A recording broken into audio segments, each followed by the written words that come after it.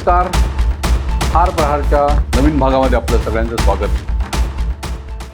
नाशिकचा एक बुवा, ज्योतिषी, तांत्रिक मांत्रिक खरात हा एक मोठ्या प्रमाणामध्ये लोकांच्या मध्ये बुवाबाजी पसरवून, अंधश्रद्धा पसरवून प्रचंड पैसा आणि धन त्यानं जमा केलं आणि त्याचबरोबर राजकारणात देखील त्यांनी खूप मोठी खळबळ माजवून दिली.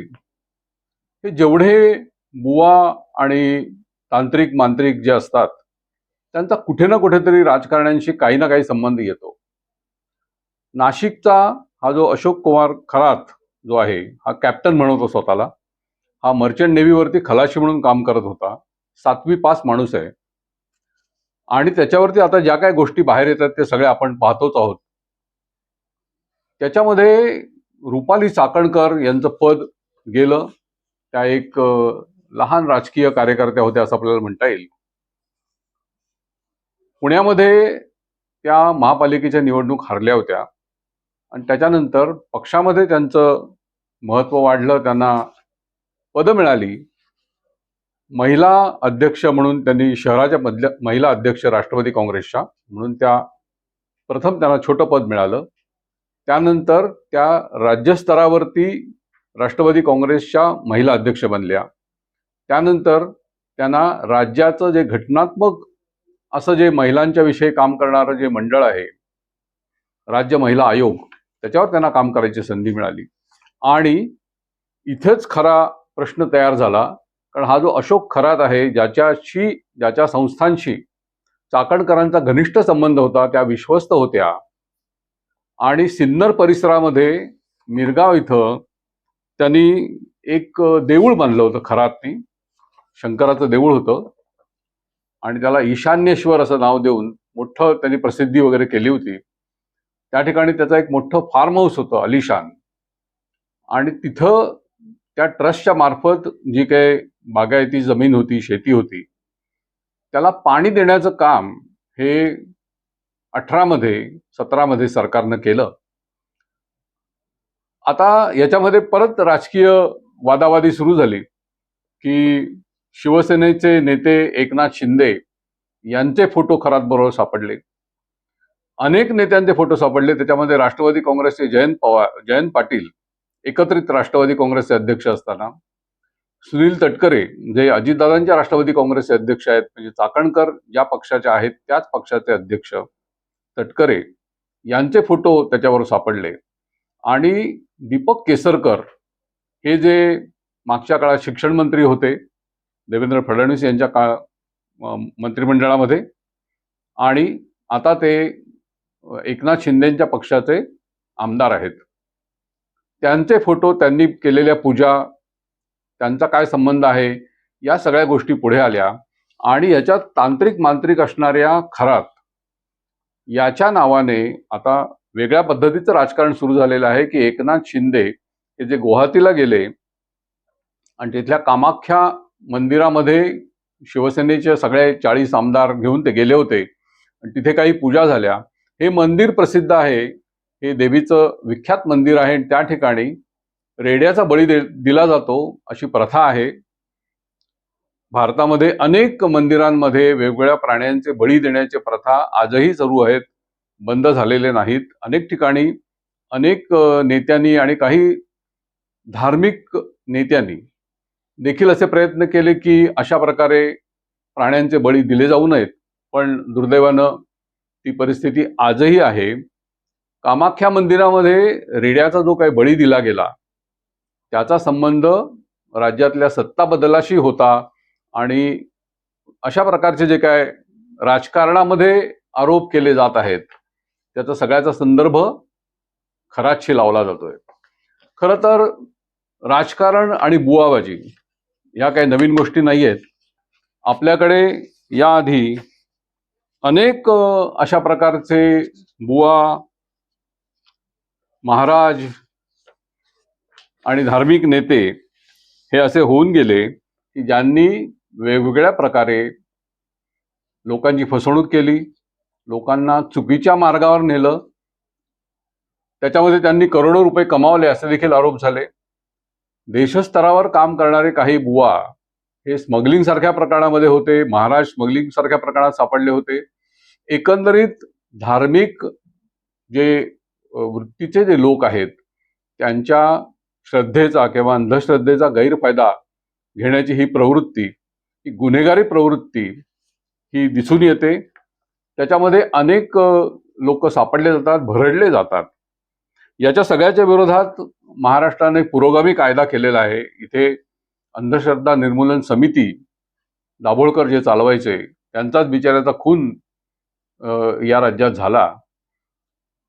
अनिसच्या वतीनं देखील या खरातच्या विरोधात पूर्वी अशी प्रकरणं पोलिसात दिलेली होती, पण पोलिसांनी त्याची दखल घेतली नाही असा आता कार्यकर्त्यांचा आरोप आहे. नाशिकमध्ये त्या दृष्टीनं काही आंदोलन आताही सुरू आहेत. आता याला काही वेगवेगळ्या पैलू जोडले जातात. भविष्य कथन हे शास्त्र आहे की नाही आहे हा एक प्रश्नचिन्ह याच्यावर आहे, पण लाखो लोकांची श्रद्धा त्याच्यावर असते. काही ना काही पद्धतीनं आपल्याला भविष्याचा अंदाज यावा, आपल्याला निर्णय घेण्याची एक सुविधा व्हावी, याच्यासाठी वेगवेगळे जे मार्ग शोधले जातात. ते शास्त्र आहेत असं सांगितलं जातं, पण शास्त्र आहे की नाही, की फक्त श्रद्धेवरती आणि अंधश्रद्धेवर चालणाऱ्या गोष्टी आहेत, हा सगळा भाग आहे. पण तो आपण जरा थोडा बाजूला ठेवला, कारण या गोष्टी समाजात आहेत हे मान्य करूनच आपल्याला पुढे जावं लागेल. पण अंधश्रद्धा निर्मूलन कायदा केल्यानंतर त्याच्या खाली जी काही प्रकरणं चालवायला पाहिजेत त्याचे कायदे नियम, त्या कायद्याखाली जे नियम करायला पाहिजेत अंमलबजावणीसाठी ते पुरेशा प्रमाणात योग्य पद्धतीने झालेले नाहीत असा कार्यकर्त्यांचा आरोप आहे. त्याप्रमाणे कार्यकर्त्यांचं म्हणणं आहे, आक्रोश आहे.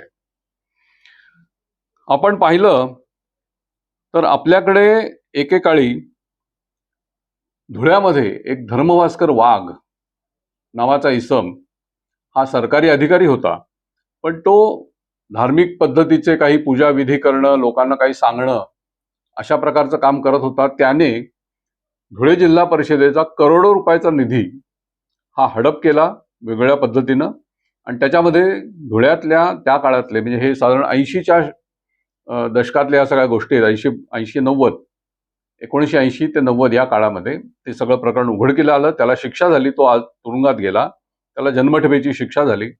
त्याच्याकडचे करोडो रुपये जे वेगवेगळ्या राजकीय लहान मोठ्या कार्यकर्त्यांकडे होते ते वसूल करण्याचं काम सरकारनं केलं. पण अशा प्रकारे धर्माच्या नावाखाली प्रवचन किंवा कीर्तन करण्याच्या नावाखाली गुन्हेगारी करण्याची प्रवृत्ती, याच्या विरोधातच तो जो अंधश्रद्धा निर्मूलन कायदा किंवा जादूटोणा प्रतिबंधक कायदा तो केलेला आहे. अनेक राज्यांमध्ये अशा प्रकारचे बुवा बापू यांची गैरकृत्य ही पुढे आलेली आहेत. आसाराम बापू, नारायण साई, राम रहीम हरियाणाचा, रामपाल हा राजस्थानचा, रामकृष्ण यादव मथुरा उत्तर प्रदेशमधला, बालब्रह्मचारी महाराज आपल्याकडे अमरावतीला निघाला होता, तोडकर महाराज कोल्हापूरचे, कृपाळू महाराज नागपूरचे, भास्कर वाघ धुळ्याचा, आत्ताच आपण त्याच्याविषयी बोललो, आणि आता हा अशोक खरात. महाराष्ट्राच्या जिल्ह्यामध्ये अशा प्रकारची बुवाबाजी करणारे, अंधश्रद्धेच्या गोष्टी किंवा पूजा लोकांना करायला लावून त्यांच्याकडनं पैसे आणि जमिनी हडप करणारे, दागिने हडप करणारे, याच्यात सगळ्यात वाईट म्हणजे महिला याच्यात भरडल्या जातात. अशोक खरात याने अनेक महिलांना लुबाडलं, त्यांची फसवणूक केली, त्यांच्यावरती लैंगिक अत्याचार केले आणि या सगळ्याचं चित्रण देखील करून ठेवलं. अशा प्रकारच्या गोष्टी आता पुढे येत आहेत. सरकारनं त्याच्याविरुद्ध कडक कारवाई केलेली आहे. तेजस्विनी सातपुते या एक पुण्याच्याच DCP असलेल्या महिला अधिकारी, त्यांच्या नेतृत्वाखाली SITचा तपास या बाबतीत सुरू आहे. चंद्रास्वामी आणि धीरेंद्र ब्रह्मचारी ही नावं आपल्याला कदाचित आठवत असतील. या दोघांचाही संबंध दिल्लीच्या राजकारणामध्ये आहे. त्यातले धीरेंद्र ब्रह्मचारी हे एक योग गुरु, योग शिकवणारे, योग शिक्षक अशा प्रकारचे होते. त्यांना इंदिरा गांधींच्या काळामध्ये त्यांचा प्रभाव होता, त्यांचा प्रभाव राजकारणावर होता. त्याचा फायदा घेऊन सरकारच्याकडनं त्यांनी काही जमिनी मिळवल्या, काही आश्रम स्थापन केले. जम्मू काश्मीरमध्ये त्यांचं खूप प्रस्थ होतं, त्या ठिकाणी खूप मोठा आश्रम त्यांनी केला.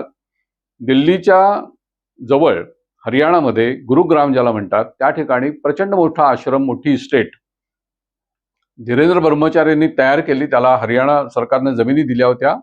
अर्थात पंतप्रधानांच्या प्रभावामुळे, इंदिरा गांधींच्या प्रभावामुळे संजय गांधीच्या निकट वर्तुळात हा ब्रह्मचारी वावरत होता आणि याचा मृत्यू 94 साली झाला. तेव्हा एका विमान अपघातातच तो झाला आणि त्याचं विमान हे उधमपूर, जम्मूच्या इकडे त्याचा आश्रम होता, त्याच्या जवळ कोसळलं. खाजगी विमान होतं. मुळात ह्यांनी अमेरिकेतून एक विमान आयात केलेलं होतं आणि त्याचं शुल्क भरलं नव्हतं. म्हणजे विमानाचं स्मगलिंग यांनी केलं, अशा प्रकारचे आरोप होते. शस्त्रास्त्राचा कारखाना हा चालवायचा, परदेशातनं शस्त्र आणायचा आणि त्याची पार्ट इकडे जुळवून परदेशी बनावटीची शस्त्र विकायचा, अशा प्रकारचे आरोप. म्हणजे धर्माच्या नावाखाली वावरणारा व्यक्ती हा कशा प्रकारे, किती प्रकारे गुन्हेगारी कृत्य करतो.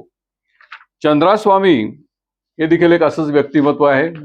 ते मूळचे नेमीचंद जैन आहेत आणि ते हरियाणामध्ये त्यांचं मूळचं फॅमिली असेल, पण ते हैदराबादमध्ये त्यांचं शिक्षण आणि हे झालं आणि त्याच्यानंतर ते घरातून पळून गेले चंद्रास्वामी. आणि हा इसम हा नेपाळच्या जंगलामध्ये किंवा अन्य जंगलामध्ये राहून तिथे आपण तंत्रविद्या शिकलो असं सांगून एकेकाळी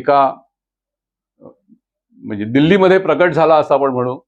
दिल्लीमध्ये येऊन त्यांनी बस्तान बसवलं आणि 3 पंतप्रधान देशाचे, चंद्रशेखर, व्ही.पी. सिंग आणि त्याच्यानंतर पी.व्ही. नरसिंहराव यांच्या निकट वर्तुळात चंद्रास्वामी वावरत होता. राजकीय ज्या काही भेटीगाठी घडवायच्या असतात किंवा काही राजकारण घडवायचं असतं, त्या काळात सरकारं पडत होती, आपल्याला आठवत असेल तर. चंद्रशेखर, व्ही.पी. सिंग यांच्यामुळे राजीव गांधींचं सरकार कोसळलं. व्ही.पी. सिंगच्यामुळे चंद्रशेखर यांचं सरकार व्ही.पी. सिंगच्या आणि चंद्रशेखर यांच्यामध्ये परत फाटाफुटी झाल्या. हा सगळा इतिहास आपल्या समोर आहे, राजकीय इतिहास. याच्यामध्ये चंद्रास्वामीची भूमिका होती, तो वावरत होता. आणि सगळ्यात गंभीर बाब अशी आहे की या चंद्रास्वामीने राजीव गांधींच्या हत्येमध्ये पैसा पुरवला, अशा प्रकारचा आरोप झाला, तशा प्रकारचा खटला त्याच्यावर भरला गेला होता. परदेशातले जे मोठमोठे असे म्हणजे सौदी अरेबिया, बहरीन इकडले राजे महाराजे आणि त्यांचे राजपुत्र यांच्याशी आता निकटचा संबंध होता. अदनान खाशोगी नावाचा एक शस्त्रास्त्रांचा जागतिक स्तरावर वावरणारा मोठा दलाल, त्याच्याकडनं चंद्रास्वामीकडे खूप करोडो रुपये येत होते, आले होते, अशा प्रकारचे पुरावे सीबीआयला सापडले. म्हणजे हा सगळं गुन्हेगारी प्रवृत्तीच्या अशा प्रकारचे हे लोक, राजकारणामध्ये त्याचा वापर, धर्माच्या नावाखाली त्यांचं घुसणं, हा सगळा प्रकार जो आहे हा कुठेतरी थांबवण्याचं लोकांच्याच हातात खरं तर आहे. आपण कुठल्याही एखाद्या धार्मिक वृत्तीनं किंवा एक धर्मप्रेरणेनं आपण म्हणू, ज्योतिषाच्याकडे जातो, एखाद्या गुरु महाराजांच्याकडे जातो, पण गुरु हा नेहमी पारखून घेतला पाहिजे, असं तुकाराम महाराज आणि रामदास स्वामींनी जे सांगून ठेवलेलं आहे. गुरुची योग्यता किती आहे हे तपासलं पाहिजे भक्तांनी. आणि त्यानंतर जर खरोखर ते धार्मिक प्रवृत्तीनं काही मार्गदर्शन करत असतील, आध्यात्मिक मार्गदर्शन करत असतील आणि त्यांचा कुठल्याही प्रकारे कुठल्याही गुन्हेगारी प्रवृत्तीच्या अशा प्रकरणांमध्ये त्याचा संबंध नसेल याची खात्री करून मग भक्तांनी आपल्या गुरुच्या चरणाशी लीन झालं पाहिजे, असं मला वाटतं. या सगळ्या माहितीविषयी, या सगळ्या संकल्पनांविषयी आपल्याला काय वाटतं हे आम्हाला जरूर कळवा. आमचं चॅनल लाईक करा, सबस्क्राईब करा आणि हा व्हिडिओ आवडला तर अवश्य आपल्या मित्रांकडे पाठवा. धन्यवाद.